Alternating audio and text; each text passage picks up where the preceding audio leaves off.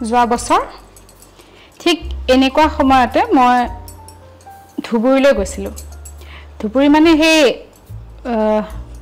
ধুবুৰীত দুটা এনেকুৱা বস্তু আছে যেটো দুটা চাবলৈ ভাৰতবৰ্ষৰ বিভিন্ন ঠাইৰ মানুহ আহে এই যে গংগাবিলাস বুলি আমাৰ জাহাজ যাত্ৰা এটা হৈছিলে সেই জাহাজ যাত্ৰাটোৰ সময়তো ধুবুৰী সেই দুটা বস্তু চাবলৈ গৈছিলে মানুহখিনি তাৰে এটা হৈছে শিখসকলৰ এই গুৰুদ্বাৰ এটা আছে নহয় তাতে প্ৰাচীন ধুবুৰী সাহিব সেই ধুবুৰী সাহিব আৰু ইটো আছিলে আচাৰী কান্দি টেৰাকটাৰ বা পোৰামাটিৰ যিবিলাক মূৰ্তি সেইবিলাক বিৰাট বিখ্যাত ইয়াৰ লগত হৰপ্পা আৰু মহেঞ্জোদাৰো সভ্যতাৰো কিবা কিবি সংযোগ ইতিহাসবিদসকলে পাইছে আৰু মূৰ্তিসমূহৰ যেটো মা আৰু হাতী মানে মাক আৰু পুতেকৰ মাক আৰু সন্তানৰ যেটো সম্পৰ্কৰ কাহিনী মূৰ্তিবিলাকে কয় হেতু সেই মূৰ্তিবিলাকৰ যেটো গঠন হেয়া হৰপ্পান সভ্যতাৰ মূৰ্তিৰ গঠনৰ সৈতে একে বুলি ইতিহাসবিদসকলে কিবা কিবি সংযোগ সূত্ৰ পাইছে কিন্তু হেতু মোৰ এই বিষয় কথাবাৰ্তাৰটো নিশ্চিতভাৱে অংগ নহয় কিন্তু মোৰ কিলে মনত পৰিলে আজি আসলতে ৰাতিপুৱা মই পঢ়ি আছিলো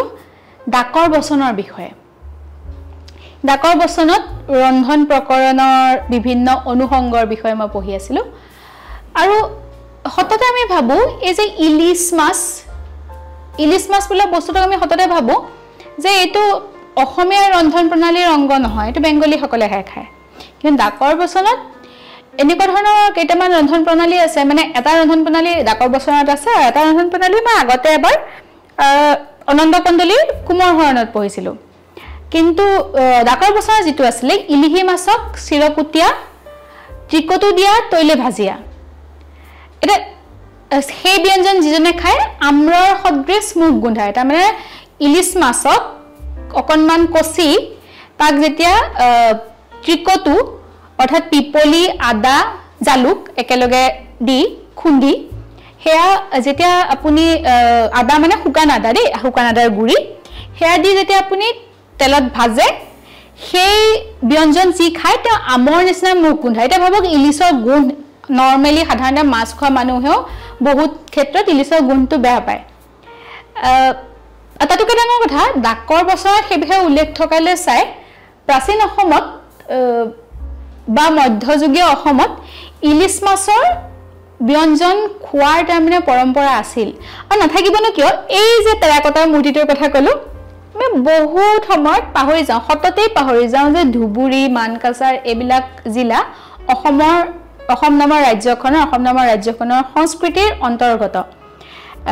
ধুবুৰী জিলাত আচাৰীকান্দি টেৰাকটাৰ মূৰ্তি থকাৰ দৰে বিখ্যাত হোৱাৰ দৰে আৰু এটা বস্তু বিখ্যাত হেয়া হৈছে ইলিশ মাছ বিশেষকৈ যেতিয়া পদ্মা নদীৰ ইলিশে উজাই আহি ব্ৰহ্মপুত্ৰত কণী পাৰিবলৈ আহে সেই প্ৰজননৰ সেই সময়ছোৱাত ধুবুৰী ইলিশ খাবলৈ বিৰাট সোৱাদ হয় আজি ভাবিছো একেনে ডাকৰ বচনৰ কিছু সংখ্যক ৰন্ধন প্ৰকৰণৰ কথা পাতো বা ৰন্ধন প্ৰকৰণৰ চৰ্চা কৰো আচলতে এই ধৰক ইলিহি মাছক চিৰকুটিয়া সেই ইলিশ মাছ আছিলে আৰু মোৰ লগতে আছিলে কাৱৈ আহিছিলে আজি এনেও এতিয়া লাহেকে কাতি মাহ যেতিয়া সোমাব তেতিয়া কাৱৈ খাবলৈ বাৰু আৰু ভাল হ'ব কিন্তু আজি মই ডাকৰ বচনেৰে কাৱৈ মাছক অকমান ডাকৰ বচনৰ যেটো ৰন্ধন প্ৰকৰণৰ প্ৰণালী তাৰে কাৱৈ মাছু ৰান্ধিম বুলি ভাবিছো তাতো আছে হালধি মৰিচ হিংগক দিয়া এই সেই হিং এই আগতে এবাৰ আপোনাক কৈছিলো নহয় যি হিংক আমি এলাগি কৰিলো গৰম মছলা মিট মছলা চিকেন মছলাৰে ঠিক একেধৰণে মাছতো হিং দি খাইছিলে ডাকে কৈছে মই নাই কোৱা আজি তেনেদৰে ৰান্ধি চাওঁ বলক এবাৰ সেই সকলোবোৰ বস্তুৰ চৰ্চা কৰো যিবিলাকক আমি হততে এলাগি কৰি আহিছো হেয়া আচাৰীকান্দি মূৰ্তিয়ে হওক বা ইলিশ মাছ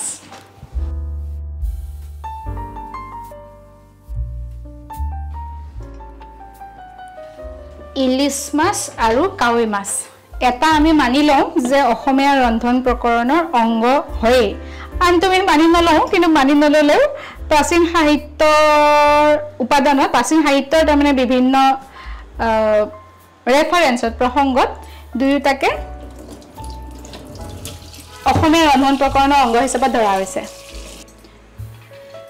ইলিশ মাছৰ আচলতে সময় পাৰে হৈছে বেংগলী মানুহখিনিয়ে সাধাৰণতে এই দুই ধৰণৰ আছে কিছু সংখ্যকে বিজয়া দশমীত দেৱীৰ আগত অৰ্পণ কৰাৰ পাছত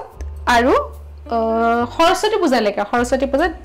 জোৰা ইলিশ আকৌ লয় আকৌ জিৰা ইলিশ খাবলৈ আৰম্ভ কৰে মানে এজোৰ ইলিশ দেৱীক অৰ্পণ কৰে তাৰ পাছত সেয়া খাবলৈ আৰম্ভ কৰে আসলে সেই মাজৰ সময়ছোৱা কিছু সংখ্যকে হেতু কালী পূজাৰ সময়ৰ পৰা কৰে কিন্তু যেতিয়া নকৰক আসলে সেই মাজৰ সময়ছোৱাত এই সময়ছোৱাৰ পাছতে ইলিশৰ এটা প্ৰজনন আৰম্ভ হয় তে একেবাৰে যদি আমি খাই থৈ দিওঁ গুটেইবোৰ মাছ তেতিয়া হলেতো পিছত খাবলৈ নাথাকিব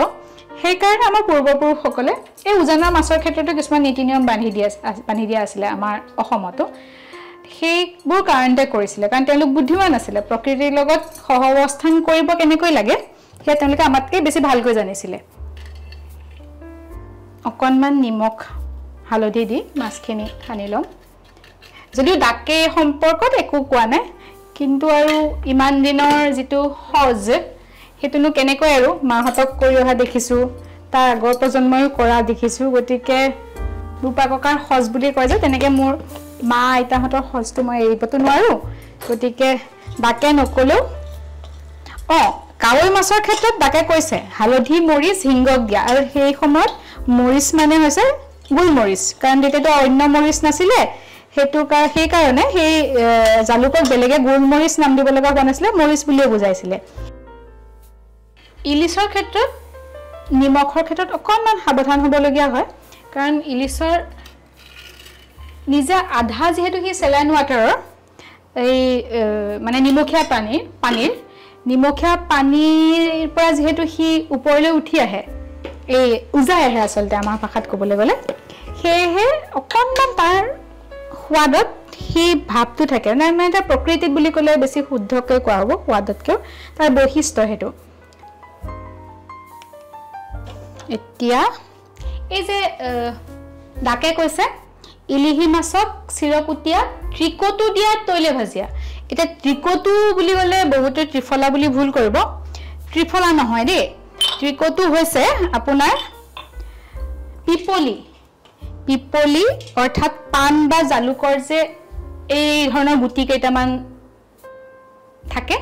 আগত যে হেৰি ফুলে কক বা গুটিয়ে কক সেই পান বা জালুকৰ সেই ফুলটোক কোৱা হয় পিপলি তাৰ পাছত আপোনাৰ জালুক বা গোলমৰিচ আৰু লগত শুকান আদা মোৰ ওচৰত শুকান আদাৰ গুড়ি কৰি থোৱা আছে সেইকাৰণে খুন্দুতে ব্যৱহাৰ নকৰো এনে চালে বেয়া লাগি নষ্ট হৈ হ'ব যদি আপোনাৰ ওচৰত শুকান আদাৰ মোৰ টুকুৰাটো আছে যেটো পাউডাৰটো আছে যাক হিন্দীত কয় সট এ সট বোলা বস্তুটো বা শুকান আদাৰ গুড়ি সেই পিপলি আৰু জালুক একেলগে হেতু হৈছে ত্ৰিকটু এটা হেতুনো কেনেকৈ আমৰ দৰে গুণায় সেই বিষয়ত কিন্তু মই আপোনালোকক ইয়াৰ পাছতহে ক'ব পাৰিম যেতিয়া মই এইটো ৰান্ধি খাই চাম এইখিনি খুন্দি লোৱাৰ পাছত মানে জালুক আৰু পিপলিখিনি খুন্দি লোৱাৰ পাছত এইটো কিছু সঁচাকৈ আম গোন্ধাইছে কেঁচা আমৰ গোন্ধ এটা আহিছে বোধহয় এইটো পিপলিৰ গোন্ধটো নেকি মই যদি গোন্ধটো আপোনালোকে পঠিয়াব পাৰিলোহেঁতেন একেবাৰে নাকৰ ওচৰলৈকে তেতিয়াহ'লে হয়তো আপোনালোকেও মোৰ লগত একমত হ'লহেঁতেন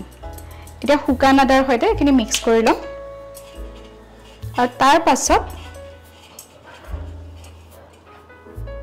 ডাকেটো কৈছে ত্ৰিকটু দিয়া তৈলে ভাজিয়া এতিয়া তাৰ পাছৰখিনিতো ডাকে নক'লে যে তেলত ডাইৰেক্ট দি দিম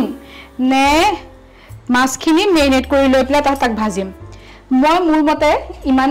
বছৰে মই ভাত ৰান্ধিছোঁ আৰু মই প্ৰায় নিশ্চিত ডাকতকৈ মই বেছিয়ে চাগে ভাত ৰান্ধিছোঁ ডাক যদি পুৰুষ হয় ডাকে মোতকৈ বেছি ভাত ৰন্ধা নাই মই ইয়াত সানি লৈ তেলত দিম ডাকে একো কোৱা নাই তেল বিষয়ত কিন্তু তৈলে ভাজিয়া বুলি কৈছে আৰু অসম মুলুকত বাদাম তেল তিল তেল ইত্যাদি বিলাকৰ প্ৰচলন যেহেতু নাছিলে টিকটো দিয়া তৈলে ভাজিবলৈ মিঠা তেলে ব্যৱহাৰ কৰা হৈছিল বুলি আমি স্বতঃসিদ্ধভাৱে ধৰি ল'ব পাৰোঁ তেলখিনি গৰম হ'লে টিকটো দি সানি থোৱা ইলিশ মাছ কেইটুকুৰা ভাজিম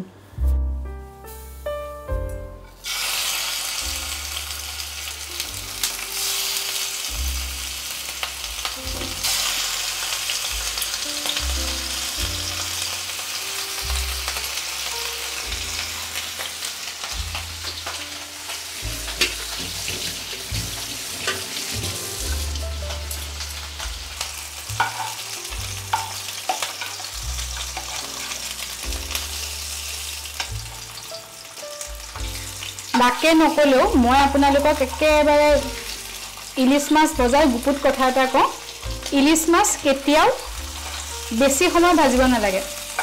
বেছি ভাজিলে ইলিশৰ সোৱাদৰ তাৰতম্য ঘটে আৰু আচলতে সেইটো ভালৰ দিশত তাৰতম্য নঘটে সোৱাদ অকণমান কাঠৰ চলি কাঠৰ খৰি যেন হৈ পৰে ইলিশ মাছৰ সমানে সমানে এই যে ইবিধ ব্যঞ্জনৰ কথা আছিলে তাত আছিলে হালধি মৰিচ আৰু হিং দিবলৈ কোৱা হৈছিলে কি মাছ কাৱৈ মাছ আমি আজিকালি খাওঁ পালেং দি পালেঙৰ বিষয়ে পিছে হেৰি পালেং দি কাৱৈ মাছৰ বিষয়ে কিন্তু ইয়াৰ এই অনন্ত কণ্ডলীৰ তোমাৰ ঘৰণত আছে আৰু আহোম বুৰঞ্জীটো ক্ষেত্ৰ বিশেষে এই কাৱৈ মাছৰ শাক দিয়া প্ৰকৰণৰ বিষয়ে কি শাক কৈ দিয়া নাই কিন্তু শাক দিয়া প্ৰকৰণৰ বিষয়ে উল্লেখ কৰিছিলে অনন্ত কণ্ডলীয়ে কিন্তু কি শাক সেইটো পালংগ বুলি লিখি এটা উল্লেখ কৰিছে তাৰ ফলতে মোৰে এটা ভুল ধাৰণা আছিলে পালেং কেতিয়ানো অসমত আহিছে সেই বিষয়ত মোৰ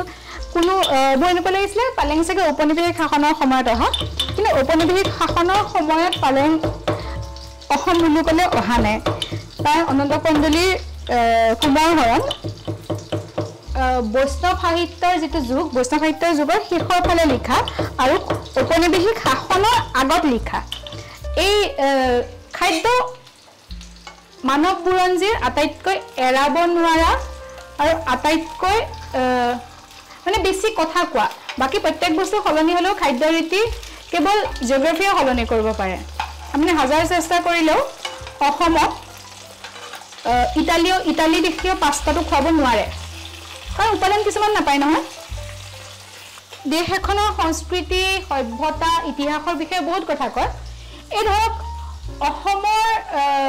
অসমত বাস কৰা উত্তৰ ভাৰতীয় লোকসকলৰ ৰুটি প্ৰধান খাদ্য হৈ নাথাকে কিয় নাথাকে কাৰণ নাপায় ভাতটো সহজতে পায় এই ধৰণৰ যিবিলাক পৰিৱৰ্তন সেইবোৰ খাদ্যই কয় ইতিহাসৰ আটাইতকৈ বেছিকৈ কথা কোৱা উপাদানটো হৈছে খাদ্য কিন্তু আমি সেই বিষয়ে সেইকাৰণে সুকীয়াকৈ কেতিয়াও কতো নিলিখিলোৱে এতিয়া নিলিখিলো তাৰ ফলত এই পালেংনো কেতিয়া আহিলে সেই বিষয়ত যথেষ্ট কষ্ট কৰিহে উলিয়াব লাগিব মই পৰৱৰ্তী কোনো এটা খণ্ডত আমি সেই বিষয়ে চাগে মই ক'ব পাৰিম আপোনালোকক মই এতিয়া হালধিটো সানিলোৱে মৰিচ কুটি ল'লো বা ক'বলৈ গ'লে খুন্দি ল'লো আৰু হিং সেয়া আছে হিংটো এবাৰ তেলত দিম আৰু ইয়াক কৈছে চিৰকুটীয়া ইয়াক কৈছে কচিকুটীয়া এই তেনেকুৱা শব্দবিলাক এই সময়ৰ লগে লগে শব্দ ভাষা সলনি হৈ গৈ থাকে সেই তেনেকুৱা শব্দবোৰ লাহে লাহে নোহোৱা হৈ গৈছে আমি লাহেকৈ মাছ যে কচি দিয়া বুলি কৈছিলে এই মাছটোৰ বচাৰ পাছত তাক গাত অকণমান দাগ মাৰি দিয়া যায় সেই কচি দিয়া মাছৰ পৰম্পৰাটো লাহেকৈ নোহোৱা হৈ গৈ আছে গতিকে পৰম্পৰা যেতিয়া নোহোৱা হয় তাৰ লগত খাদ্য বস্তুবোৰ ওপৰতো নোহোৱা হৈ যাবই ইলিশে সম্পূৰ্ণৰূপে তৈললুণ্ডিয়া কৰিবা পাক হৈ যোৱালৈকে মই ভাবিছোঁ কাৱৈ মাছখিনিও অকণমান আৰম্ভ কৰোঁ একেই মিঠাতেল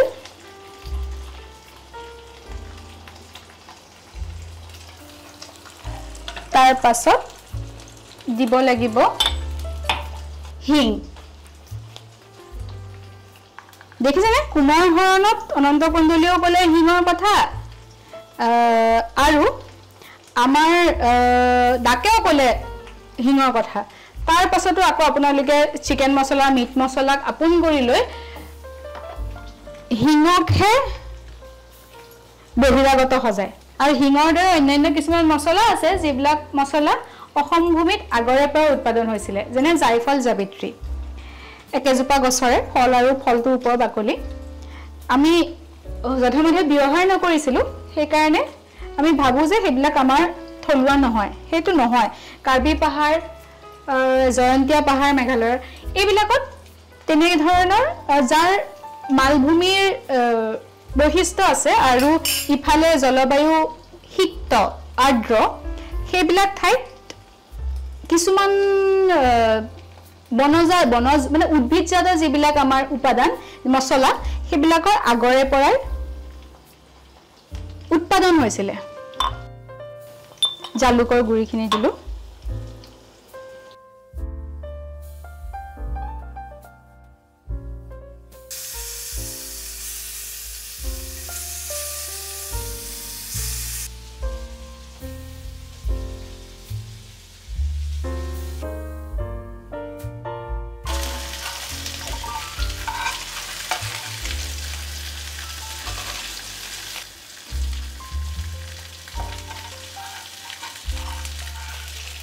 ইলিচৰ আগত তেলখিনিত বৰ ধুনীয়া সোৱাদ এটা থাকে সেইখিনি ভাত খোৱাৰ সময়ত ওপৰত অকণমান দি ল'ম এইখন যেহেতু অকণমান জোল কৰিম যদিও ডাকৰ মতে এই অৱস্থাতে খাব পাৰি কিন্তু ডাকৰ মতে এই অৱস্থাত খাব পাৰিলেও মই অকণমান ইয়াত জোল কৰিম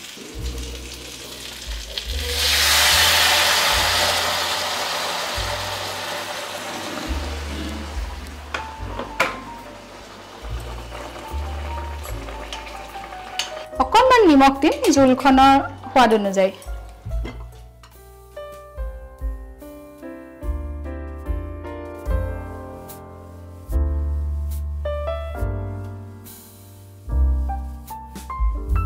ডাকে ইয়াতে ধনিয়াৰ প্ৰভৃতি একো বস্তু দিবলৈ কোৱা নাই গতিকে মই নিদিওঁ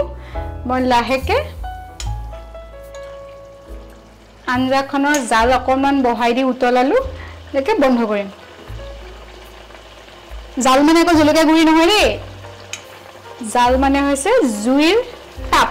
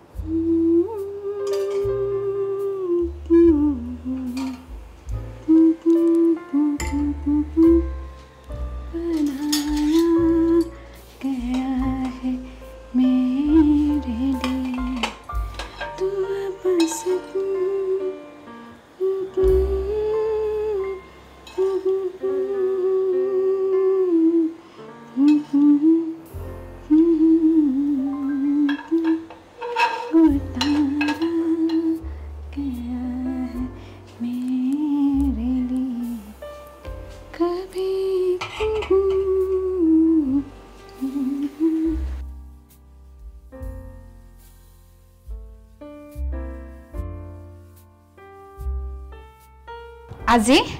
ডাকৰ বচনত উল্লেখ কৰা ব্যঞ্জনৰ এসাজ কৈছে অসমতে নহয় পৃথিৱীৰ প্ৰায় সকলোবিলাক ঠাইৰে বুৰঞ্জীত সুকীয়াকৈ খাদ্যৰ বুৰঞ্জীৰ চৰ্চা কৰা নহয় খাদ্য সোমাই থাকে আমাৰ প্ৰত্যেকটো জীৱনৰ প্ৰত্যেকটো অনুষংগত সেই অনুষংগৰ পৰা বিচাৰি উলিয়াব লগা হয় খাদ্যই ইতিহাসৰ কি কথা কৈছে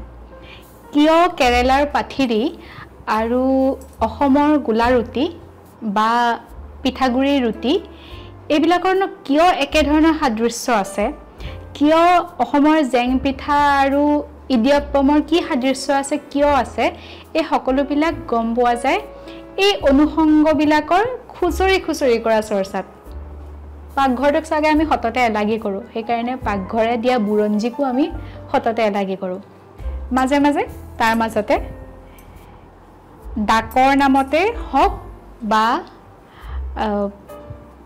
অনন্ত কন্দুলীৰ নামতে হওক বা আহোম বুৰঞ্জীৰ নামতে হওক অকণমান কেতিয়াবা খুচৰি চাবলৈ মন যায় বুৰঞ্জীয়ে আমাক কি কৈছে খাদ্যৰ বিষয়ে মই খুচৰিছো আপোনালোকেও খুচৰিব পাৰে নহলে এই যে মই খুচৰি অকনমান ভাল যদি মোৰ খুচৰাখিনি আপোনাৰ মনপুত হৈছে এইখিনি আৰু 10 জনক ক'ব পাৰে সেই 10 জনে আৰু 10 জনক ক'ব একেখিনি কথা সদায় কৈ আছো দিয়কচোন এনেকে ইলিছ মাছ সন্মুখত লৈ এইবিলাক কথা পাতি থাকিব নোৱাৰি মই আৰম্ভ কৰোঁ